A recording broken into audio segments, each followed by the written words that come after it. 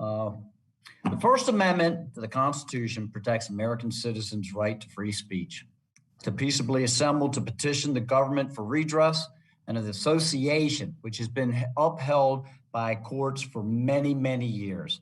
This is a critical right that generations of American service members have fought and died for. Obviously, this protection ends when an individual's actions become violent, and I strongly condemn political violence of any kind.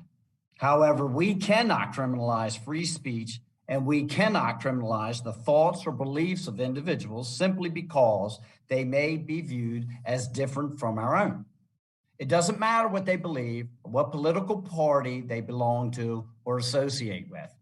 I am deeply concerned this will have a chilling effect of silencing veterans from engaging in political speech, in effect depriving them of the very rights that they fought to defend.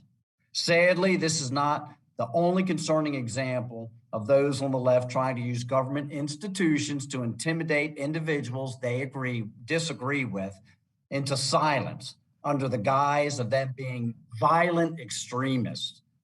We saw just last week the Department of Justice weaponized against concerned parents who take the time to voice their concerns at school board meetings. These are hardly the only examples. I also have grave concerns regarding today's investigative hearing. Our veterans are hardworking and high-skilled individuals and leaders in our communities who have made incredible sacrifices to protect each and every one of our freedoms. It is an unfortunate reality that veterans have long battled stigmas associated with mental health issues resulting from their service, as well as perceptions they have a propensity to violence.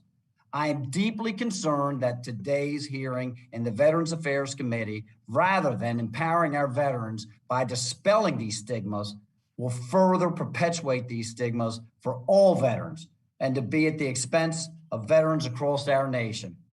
The purpose of the House Veterans Affairs Committee is to support veterans through providing timely access to high quality health care and benefits which they have earned.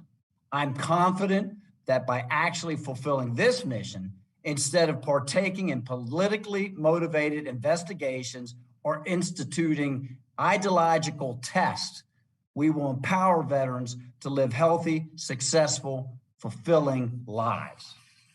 That being said, I'm deeply disturbed by the riots that occurred in cities across our nation last year and believe we must acknowledge the billions of dollars of damages and multiple deaths that occurred. To anyone on this panel, why is it today at the violent domestic extremist groups and recruitment of veterans are groups like Antifa and BLM notably absent?